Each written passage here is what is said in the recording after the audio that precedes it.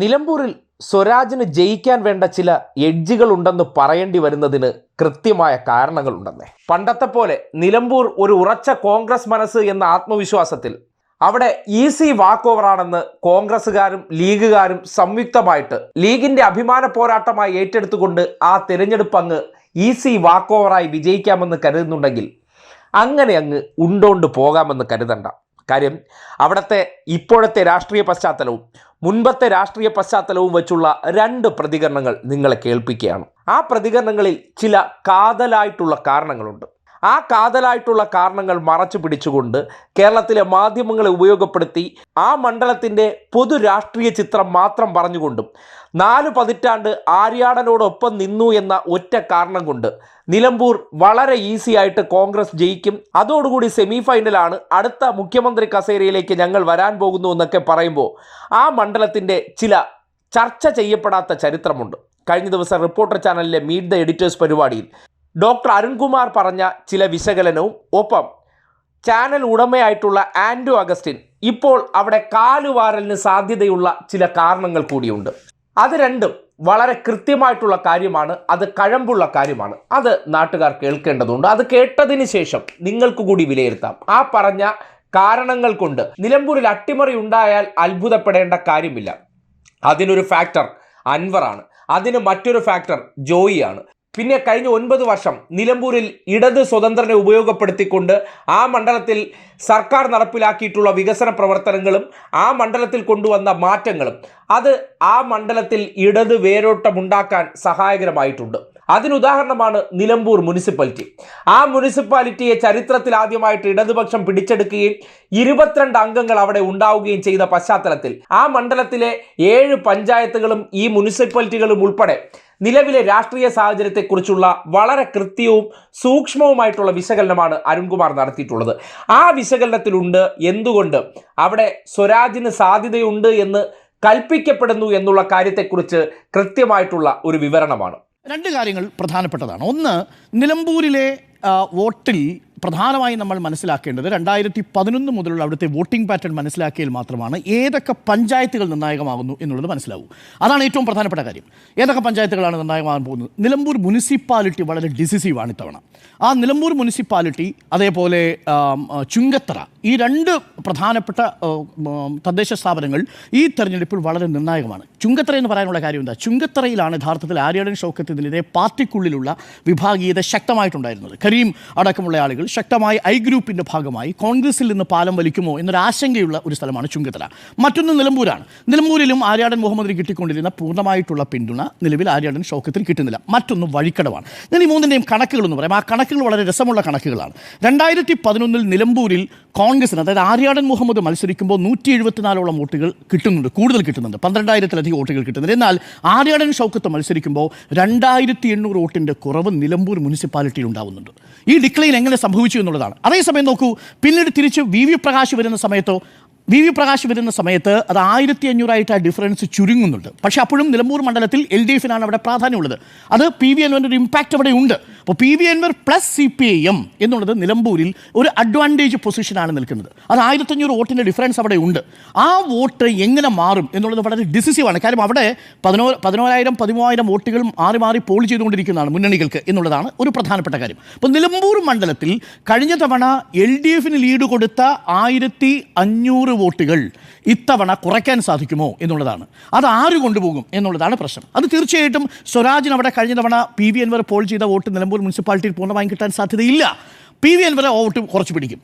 അതേസമയം തന്നെ VV പ്രകാശ് പിടിച്ച വോട്ട് ആര്യാടൻ ഷൗക്കത്ത് പിടിക്കുമോ എന്നുള്ളതാണ് പ്രധാനപ്പെട്ട ചോദ്യം. അങ്ങനെ പിടിക്കുന്നില്ലെങ്കിൽ 2016 പോലുള്ള കണക്കിലേക്ക് മടങ്ങേണ്ടി വരും കോൺഗ്രസിൻ്റേത്. അതാണ് അതിനകത്തൊരു ആശങ്കയായിട്ട് നിൽക്കുന്ന ഒരു ഫാക്ടർ. രണ്ടാമത്തെ ഫാക്ടർ ചുങ്കത്തറയാണ്. ചുങ്കത്തറയിൽ എങ്ങനെയാണ്? 945 വോട്ടെന്ന് ആര്യാടൻ മുഹമ്മദ് ലീഡ് ഉണ്ടായിരുന്നു 2011. ആര്യാടൻ ഷൗക്കത്ത് വരുമ്പോൾ 304 വോട്ട് ചുങ്കത്തറ പഞ്ചായത്തിൽ പിന്നിലാണ് UDF. എന്നാൽ അതേസമയം വി വി പ്രകാശ് വരുമ്പോഴോ 314 വോട്ട് മുന്നിലാണ് വി വി പ്രകാശ്. അപ്പോൾ ചുങ്കത്തറ പഞ്ചായത്തിൽ ഉണ്ടായിരുന്ന കോൺഗ്രസിനുള്ളിലെ വിഭാഗീയ പ്രശ്നങ്ങൾ അവസാനിച്ചിട്ടുണ്ടെങ്കിൽ അത് തീർച്ചയായിട്ടും ആര്യാടൻ ഷൗക്കത്തിന് ഗുണകരമായിട്ട് തീരും. എന്നാൽ അവിടുത്തെ പ്രശ്നം, അപ്പം പോയിന്റ് നമ്പർ 2, നിലമ്പൂരിലെ വോട്ട് ആര്യാടൻ ഷൗക്കത്തിന് ഗുണകരമായി വരുമോ? ചുങ്കത്തറയിലെ ആഭ്യന്തര പ്രശ്നങ്ങൾ അതിജീവിക്കാൻ ആര്യാടൻ ഷൗക്കത്തിന് സാധിച്ചിട്ടുള്ളൂ. That is number 2. Number 3, Vazhikkadavu വളരെ പ്രധാനപ്പെട്ട പഞ്ചായത്താണ്. ഏതായാലും നിലമ്പൂർ കഴിഞ്ഞാൽ കൂടുതൽ ആളുകൾ പോൾ ചെയ്യുന്ന പഞ്ചായത്താണ് വഴിക്കടവ് പഞ്ചായത്ത്. വഴിക്കടവ് പഞ്ചായത്തിൽ 800ഓളം വോട്ടുകൾ 180ഓളം വോട്ടുകൾ ആര്യാടൻ മുഹമ്മദ് ലീഡ് ചെയ്ത പഞ്ചായത്താണ്. അവിടെ പിന്നീട് LDF-ലേക്ക് 2100 ലീഡ് വർദ്ധിക്കുന്നുണ്ട്. അത് പിന്നീട് 25 കുറയ്ക്കുന്നുണ്ട്. ആരാണ്? V V Prakash. അപ്പോൾ വഴിക്കടവ് പഞ്ചായത്ത് മൂന്നാമത്തെ പഞ്ചായത്ത്, ഈ പഞ്ചായത്തും ഏറ്റവും നിർണായകമാണ്. അപ്പോൾ നിലമ്പൂർ, വഴിക്കടവ്, അതേപോലെ ചുങ്കത്തറ, ഈ പഞ്ചായത്തുകളിലെ വോട്ട് ഏത് പാറ്റേണിലാണ് ഷിഫ്റ്റ് ചെയ്യാൻ പോകുന്നത് എന്നുള്ളത് ഏറ്റവും ഡിസിസീവാണ്. ബാക്കിയുള്ള പഞ്ചായത്തുകൾ, ഇപ്പോൾ എടക്കരയാണെങ്കിൽ ഈക്വൽ ടു ഈക്വൽ ആണ്. അമരമ്പലത്താണെങ്കിൽ LDF-നാണ് അവിടെ ലീഡ്. കരുളായിൽ LDF-ന് ലീഡുണ്ട്. അതേപോലെ പോത്തുകലിലും LDF-ന് ഒരു നേരിയ ലീഡുണ്ട്. അതെ, മൂത്തെടുത്ത് വന്നാൽ കോൺഗ്രസിന് വലിയ ലീഡുള്ള മണ്ഡലം കൂടി, ഒരു പഞ്ചായത്ത് കൂടിയാണ്. അപ്പോൾ 2008 മണ്ഡല പുനഃക്രമീകരണത്തിനു ശേഷം ഈ മണ്ഡലങ്ങളിൽ, ഈ പഞ്ചായത്തുകളെക്കുറിച്ചുള്ളൊരു സൂക്ഷ്മമായ പഠനത്തിലാണ് എന്തു മാറ്റമാണ് ഉണ്ടാക്കാൻ പോകുന്നതെന്നറിയുക. അപ്പോൾ ഇന്നിപ്പോൾ നമ്മൾ കണ്ടിരിക്കുന്ന ഈ ആവേശം ഈ പറയുന്ന പഞ്ചായത്തുകളിലെ വോട്ടർമാർ എങ്ങനെ വിനിയോഗിക്കും എന്നുള്ളതിനെ ആസ്പദമാക്കിയിരിക്കും. ഞാൻ മനസ്സിലാക്കുന്നിടത്തോളം നേരത്തെ പറഞ്ഞ PV അൻവർ ഇതിനകത്തൊരു വലിയ ഫാക്ടറാവാൻ സാധ്യതയുള്ള ഒരു എലമെൻറ്റ് എന്ന് പറയുന്നത് ഫീൽഡിൽ നിന്ന് ലഭിക്കുന്ന റെസ്പോൺസ് അനുസരിച്ച് ഒരു സിമ്പതി വേവ് കൂടി ഇപ്പോൾ ക്രിയേറ്റ് ചെയ്യപ്പെട്ടിട്ടുണ്ട് എന്നാണ് ഞാൻ മനസ്സിലാക്കുന്നത്. ഇന്നത്തെ മാത്രമല്ല, PV അൻവർ മണ്ഡലത്തിന് വേണ്ടി പ്രവർത്തിച്ച് വേറെ ആരും പിന്തുണയ്ക്കാനില്ലാത്ത ഒരു സ്വതന്ത്രനായി മത്സരിക്കുന്ന PV അൻവറിനെ അനുകൂലമായിട്ട് വോട്ട് രേഖപ്പെടുത്താൻ, ഈവൻ പരാജയപ്പെട്ടാൽ പോലും PV അൻവർ ഉയർത്തിയ വിഷയങ്ങളോട് ഐക്യപ്പെടുക.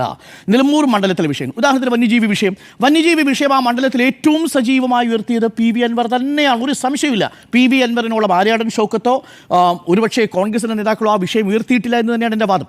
ഈ തെരഞ്ഞെടുപ്പിൽ തന്നെ ഏറ്റവും നിർണായകമായ വിഷയമായി മാറേണ്ടതും അതാണ്. അപ്പോൾ നേരത്തെ പറഞ്ഞതുപോലെ 113ഓളം ബൂത്തുകളിലുള്ള വന്യജീവി ആക്രമണവുമായി ബന്ധപ്പെട്ട് നിൽക്കുന്ന കർഷകർ ഭരണവിരുദ്ധ വികാരം PV അൻവർ വോട്ടാക്കി മാറ്റുകയാണെങ്കിൽ അത് UDF-ൻ്റെ ക്യാമ്പിൽ ഒരു വലിയ നഷ്ടമുണ്ടാക്കും. തീർച്ചയായിട്ടും LDF-ൻ്റെ പോക്കറ്റിലും നഷ്ടമുണ്ട്. കാരണം ഞാൻ ഇപ്പോഴും വിശ്വസിക്കുന്നത് ഒരു 65,000 വോട്ട് മാത്രമാണ് LDF-നോട് ഷുവറായിട്ടുള്ള വോട്ട് എന്ന് പറയുന്നത്. 60,000 to 65,000, പരമാവധി വേണമെങ്കിൽ 69,000 എന്ന് പറയാം ശ്രീരാമകൃഷ്ണൻ മത്സരിക്കുന്ന സമയത്ത്. പക്ഷേ അത് പിന്നീട് തോമസ് മാസ്റ്റർ മത്സരിക്കുന്ന സമയമാകുമ്പോഴേക്കും അത് കുറയുന്നുണ്ട്.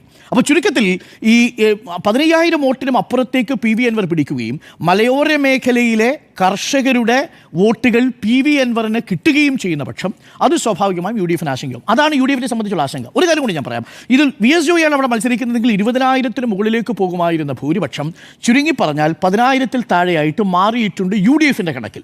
LDF-നെ സംബന്ധിച്ച് 5,000-ൽ താഴെ വോട്ടിൻ്റെ ഭൂരിപക്ഷമേ അവർ ഇപ്പോൾ കണക്ക് കൂട്ടുന്നുള്ളൂ. 5,000-ൽ താഴെ മാത്രമാണ് കണക്ക് കൂട്ടുന്നത് ഫീൽഡിൽ നിന്ന്. ഇനിയുള്ളത് ഒരു രണ്ടാമത്തെ സ്പോയിലർ BJP-യാണ്. BJP-യുടെ വോട്ട് എങ്ങോട്ട് പോകും? ചിലപ്പോഴും വിശ്വസിക്കുന്നു ആര്യാടൻ ഷൗക്കത്തിന് ഇവിടെ ഈഴവ കമ്മ്യൂണിറ്റിയിലും നായർ കമ്മ്യൂണിറ്റിയിലും ഒക്കെ നല്ല ഹോൾഡ് ഉണ്ട്. പക്ഷേ നായർ കമ്മ്യൂണിറ്റി എങ്ങനെ ചിന്തിക്കുമെന്ന് നമുക്ക് പറയാൻ കഴിയില്ല. സ്വരാജ് മത്സരിക്കുന്ന ഒരു പശ്ചാത്തലം കൂടി അവിടെയുണ്ട്. ഞാൻ പറഞ്ഞത് ഹിന്ദു കമ്മ്യൂണിറ്റിയിലെ വോട്ട് ഒരേ പാറ്റേണിൽ BDJS-ന് പോൾ ചെയ്തതുപോലെ ഇക്കുറി പോൾ ചെയ്യാനുള്ള സാഹചര്യമില്ല എന്നാണ് ഞാൻ മനസ്സിലാക്കുന്നത്. അതൊരു പക്ഷേ സ്പ്ലിറ്റ് ചെയ്ത് പോകാനുള്ള സാധ്യതയും ഞാൻ കാണുന്നു. അങ്ങനെ വന്നാൽ അവിടെയുള്ള 12,000 വോട്ടിലെ 8,000 വോട്ട് നിലനിർത്താൻ സാധിച്ചാൽ പോലും 4,000 വോട്ടിൻ്റെ ഡിഫറൻസ് ഉണ്ടാവും. ഇത്തവണ 8,000 വോട്ട് എന്നുള്ളത് 4,000 വോട്ടിലേക്ക് താഴുകയാണെങ്കിൽ, മോഹൻ ജോർജ് താഴുകയാണെങ്കിൽ അത് വലിയ ചർച്ചയായിട്ട് മാറുമെന്ന കാര്യത്തിൽ ഒരു സംശയവുമില്ല. BJP-യുടെ വോട്ട് ആർക്ക് ലഭിച്ചു എന്നതിനെക്കുറിച്ചുള്ള ചർച്ച കൂടി ഈ തെരഞ്ഞെടുപ്പ് കഴിഞ്ഞാൽ നമ്മൾ മനസ്സിലാക്കുകയും ചെയ്യും. കേട്ടല്ലോ, ഇത് ഒരു ഘടകം.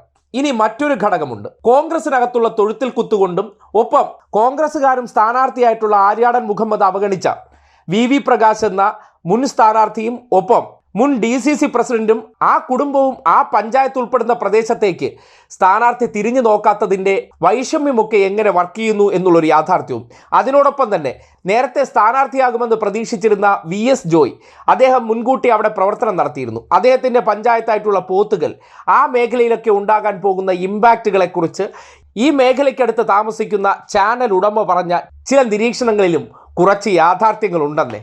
ഒന്ന് കേട്ട് നോക്കിയേ. രണ്ടാമത്തെ കാര്യം, ഞാൻ വിചാരിക്കുന്നത് 70% മേലെ വോട്ടിംഗ് പെർസെൻറ്റേജ് ഉണ്ടായി എന്ന് വെക്കുക. അങ്ങനെയാണെങ്കിൽ 1,65,000 വോട്ടാണ് പോൾ ചെയ്യപ്പെടുക. 1,65,000 വോട്ട്. ഈ 1,65,000 വോട്ട് പോൾ ചെയ്യുന്ന സമയത്ത് കഴിഞ്ഞ പ്രാവശ്യം 2016 ആര്യാടൻ ഷൗക്കത്ത് അവിടെ മത്സരിച്ചത് 66,000 വോട്ടാണ് അദ്ദേഹം നേടിയത്. ഈ 66,000 വോട്ട് നേടുന്ന സമയത്ത് അദ്ദേഹത്തിന് കിട്ടിയ വോട്ടിംഗ് എന്ന് പറഞ്ഞാൽ ഇപ്പോഴത്തെ കണക്ക് പ്രകാരമാണ് ഈ 40% അടുത്താണ് അദ്ദേഹത്തിന് കിട്ടിയ വോട്ട് എന്ന് പറയുന്നത്. ആ 2016 ശേഷം ആ മണ്ഡലത്തിൽ എന്തൊക്കെ മാറ്റം വന്നു എന്നുള്ളതാണ് നമ്മൾ പ്രത്യേകമായി ശ്രദ്ധിക്കുന്നത്. ആര്യാടൻ ഷൗക്കത്ത് എന്ന് പറയുന്ന സെയിം സ്ഥാനാർത്ഥി UDF വേണ്ടി മത്സരിക്കുകയും LDF വേണ്ടി PV അൻവർ എന്ന് പറഞ്ഞ സ്ഥാനാർത്ഥി മത്സരിക്കുകയും ചെയ്യുന്ന സമയത്ത് ഈ രണ്ട് സ്ഥാനാർത്ഥികൾ തമ്മിൽ എന്ത് മാറ്റം ആ മണ്ഡലത്തിൽ വന്നു എന്നുള്ളതാണ്. 2016 ശേഷം ആ മണ്ഡലത്തിൽ എന്ത് സംഭവിച്ചു എന്നുള്ളതാണ് ഏറ്റവും പ്രധാനപ്പെട്ട സ്ഥലം എന്ന് പറയാം. നിലമ്പൂർ മുനിസിപ്പാലിറ്റി ഭരിച്ചുകൊണ്ടിരുന്ന ആരെന്നറിയോ? കോൺഗ്രസ് ആണ് ഭരിച്ചുകൊണ്ടിരുന്നത്. അവിടെ ആകെ എത്ര സീറ്റാണ് ഉണ്ടായിരുന്നത്? 4 സീറ്റ് മാത്രമേ LDFിൻ്റെ കയ്യിലുണ്ടായിരുന്നു. അത് 22 സീറ്റായിട്ട് ഇപ്പോൾ കൂട്ടി. ആര് കൂട്ടി? LDF കൂട്ടി. ഏറ്റാണ് അത് ആരാ ഭരിച്ചുകൊണ്ടിരുന്നത്? ഈ പറയുന്ന ആര്യാടൻ ഷൗക്കത്താണ് ഭരിച്ചുകൊണ്ടിരുന്നത്. ആ സീറ്റിൽ നിന്നുള്ള ഈ 22 വോട്ട്, ഏകദേശം 40,000 വരുന്ന വോട്ടിൽ നിന്നും അതെന്ന് പറഞ്ഞാൽ കോൺഗ്രസിൻ്റെ കുത്തക സ്ഥലമാണ്. ആ കോൺഗ്രസിൻ്റെ കുത്തക സ്ഥലത്ത് നിന്നും 22 വാർഡ് മെമ്പർമാരെ ഈ പറഞ്ഞ നിലമ്പൂർ മുനിസിപ്പാലിറ്റിയിൽ ഉണ്ടാക്കി. ആ 22 മെമ്പർമാർ ആരാ? LDFിൻ്റെ ആണ്. LDFിൻ്റെ ഓരോ വീടുകളിൽ ദൈനംദിനം വർക്ക് നടത്തുന്ന ആൾക്കാരാണ് ഈ വാർഡ് മെമ്പർ എന്ന് പറയുന്നത്. ആ 22 പേര് ആരാണ്? ആ 22 പേര് LDFിൻ്റെ ഭാഗമാണ്. അവിടുന്ന് വിചാരിക്കുകയാണ് നിങ്ങൾ ആര്യാടൻ ഷൗക്കത്തിന് ആര്യാടൻ മുഹമ്മദിന് കിട്ടിയോലും എന്താണ് ഈ പറയുന്ന നമ്മുടെ VV പ്രകാശിന് കിട്ടിയതുപോലെ മുഴുവൻ വോട്ട് കുത്തക അടച്ചങ്ങൾ വരുന്ന വിചാരിക്കേണ്ട. കാരണം എന്താണ്? 2020 അവിടെ പഞ്ചായത്ത് ഇലക്ഷൻ നടക്കുന്നത്. 2016 ആര്യാടൻ ഷൗക്കത്ത് അവിടെ മത്സരിക്കുന്നത്. ആര്യാടൻ ഷൗക്കത്ത് അതിന് ശേഷം മത്സരിച്ചിട്ടില്ല. അപ്പോൾ ആ അർത്ഥത്തിൽ ഞാൻ വിചാരിക്കുന്നില്ല നിലമ്പൂർ മുനിസിപ്പാലിറ്റിയിൽ നിന്ന് അത്ര വോട്ട് കിട്ടുന്നുള്ള കാര്യം.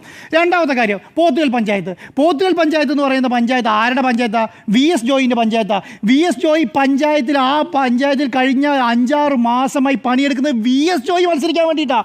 VS ജോയിനെ മുന്നിൽ നിർത്തിക്കൊണ്ട് ആ പഞ്ചായത്ത് മുഴുവൻ പഠിച്ചിട്ട്, പ്രത്യേകിച്ച് പോത്തുകൽ പഞ്ചായത്ത്. ആ പോത്തുകൽ പഞ്ചായത്തിൻ്റെ അകത്ത് ഞാൻ വിചാരിക്കുന്നില്ല VS ജോയി ഞാനാണ് സ്ഥാനാർത്ഥി എന്ന് പറഞ്ഞ് എല്ലാവരെയും പരിചയപ്പെടുത്ത് എനിക്ക് വോട്ട് ചെയ്യണം, ഞാൻ നിങ്ങളുടെ കൂടെ ഉണ്ടാവും എന്ന് പറഞ്ഞ സ്ഥലത്ത് പോയിട്ട് VS ജോയിനെ മാറ്റി നിർത്തിയിട്ട് ആര്യാടൻ മുഹമ്മദിനെ അവിടെ കൊണ്ടു നിർത്തിയാൽ ഈ പറഞ്ഞ കഴിഞ്ഞ പ്രാവശ്യം എന്താണോ അവിടെ വിഘടനം ഉണ്ടായത് അത്രയും വോട്ട് ആര്യാടൻ ഷൗക്കത്ത് വരില്ല എന്നുള്ള കാര്യമാണ് ഞാൻ രണ്ടാമത്തെ കാര്യം ചോദിക്കുന്നത്. മൂന്നാമത്തെ കാര്യം, ഇതിനകത്ത് പോസിറ്റീവ് വശമുണ്ട്. പോസിറ്റീവ് വശം എന്താണ്? ഈ 2016 ഇലക്ഷനും അതിന് മുൻപുള്ള ഇലക്ഷനുകളിലൊന്നും ആര്യാടൻ മുഹമ്മദിന് ലീഗിൻ്റെ വോട്ട് കാര്യമായി കിട്ടിയിട്ടില്ല.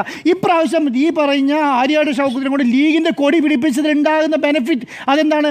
അത് ജനങ്ങൾ ഈ പറഞ്ഞ ഈ ഇലക്ഷന് വേണ്ടി മാത്രമാണെന്ന് നിശ്ചയിച്ചിട്ടില്ലെങ്കിൽ, മനസ്സിലായോ? അത് ജനങ്ങൾ എന്താണ് ഇദ്ദേഹത്തിന് ഏത് ലെവലിലേക്ക് വരെ മാറാം, ജയിക്കാൻ വേണ്ടി ഏത് ലെവലിലേക്ക് വരെ മാറാം എന്ന് തീരുമാനിച്ചിട്ടുണ്ടെങ്കിൽ ഈ പറയുന്ന ആര്യാടൻ ഷൗക്കത്തിന് വോട്ട് കൊടുക്കാം. ഒറ്റ കാര്യമാണ് ഞാൻ പറഞ്ഞ് അവസാനിപ്പിക്കുക.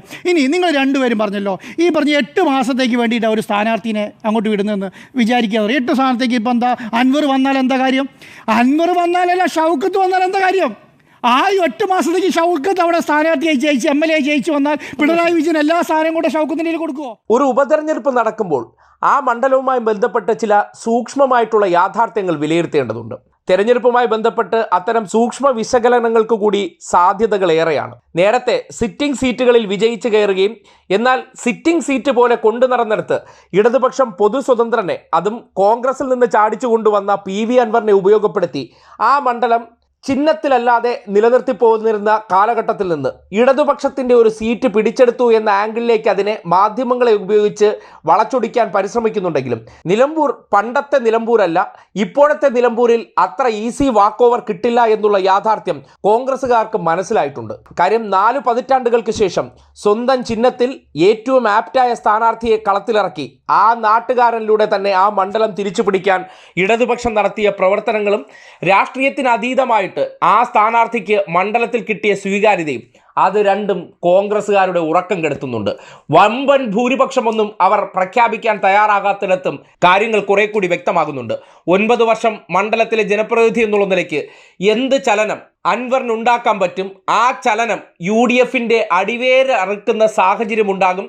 അതിലൂടെ കാലാകാലങ്ങളായി UDFിൻ്റെ ഉരുക്കുകോട്ടയെന്ന് അവർ ധരിച്ചിരുന്ന മണ്ഡലം കോൺഗ്രസ്സുകാരനായിട്ടുള്ള ഒരു വ്യക്തിയെ ഇറക്കി അതിനെ ഇടതുപക്ഷത്തിന്റെ ഭാഗമായി നിലനിർത്താൻ കഴിഞ്ഞ ആ രാഷ്ട്രീയ നീക്കത്തെ പൊളിക്കാമെന്നുള്ള ലീഗിന്റെയും കോൺഗ്രസിന്റെയും ഇടപെടൽ അത്ര എളുപ്പത്തിൽ നടപ്പാക്കി എടുക്കാൻ പറ്റില്ല എന്നതിൻ്റെ തെളിവ് തന്നെയാണ് ഈ പ്രതികരണമെന്ന് പറയേണ്ടി വരികയാണ്.